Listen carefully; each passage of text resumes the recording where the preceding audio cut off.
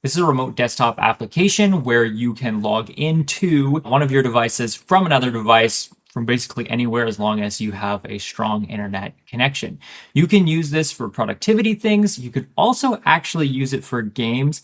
It may not be the top choice for that, but for simple games, especially even some FPS games, you could use it for that. So today I'm going to show you about a favorite program of mine that I run all the time, and this is called RustDesk. This is a free software. It works on Mac, Linux, Windows, iPad, Android, pretty much anything. So let me show you it and walk you through it right now. So on my screen, you can see on my Mac, you can see this is RustDesk when you open it up. These are saved locations, different computers that I have over here. My Windows computer, you can see it automatically figures out the platform that the computer is and gives a little icon here.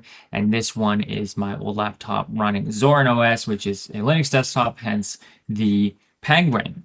You have some options over here when you click on settings for the different, these are individually for the different devices that you're connecting to.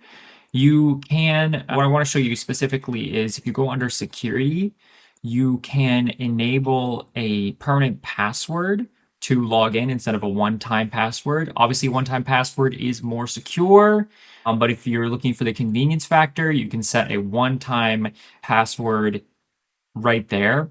You can also set it so that once you've logged in here, there will be a little checkbox to say to remember your password. So it's a one-click solution where I don't need to keep entering the password every single time. In a corporate setting, you probably don't want to do that. I'm going to go ahead and double click here on the Windows computer and you'll see it logging in. It says successful. What you have here is you can have your different permissions here in this little thing. I always just minimize this guy. We all have this up here.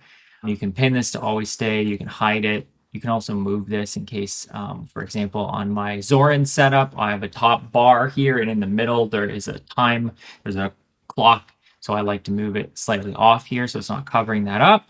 You've got options here. This is probably one that gamers will be interested in. This is relative mouse mode. It moves from sort of a 2D mouse movement, like left and right, up and down, to moving into 3D space. So that'd be good for things like, I think, like CAD design as well as gaming. So if you're doing a first-person shooter game, for example, where you need to move the camera angle with your mouse, unless you have that clicked, you're basically just going to look straight down at the floor and it's going to get jittery and weird.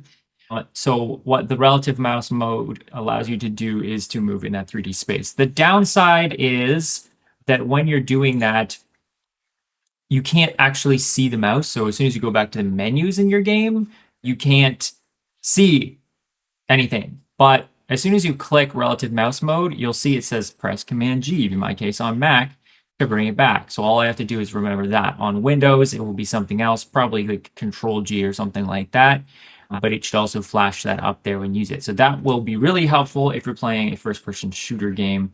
Maybe you're away from home and you have your gaming computer and you're at home and you have your, simple laptop on the way and you just want to jump into it, or even your phone and you just want to jump in.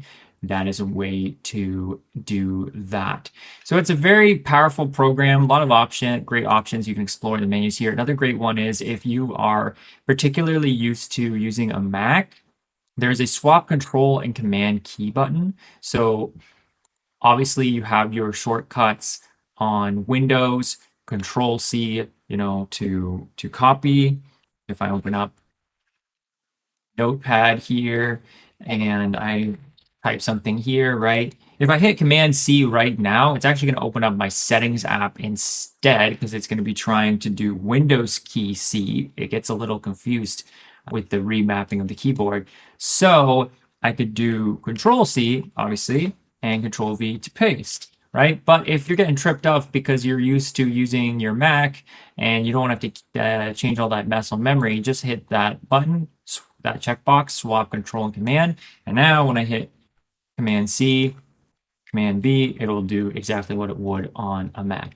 Now this may make some things get a little funky. So personally, I just leave it off and then just deal with the muscle memory confusion. And yeah, all kinds of great things you can do You can restart the remote device, all kinds of things. If you have it set so that you can just, it saves your password, then if you restart the device and you have it as a startup item, then you can even restart your device when you're away from home without worrying about getting kicked out.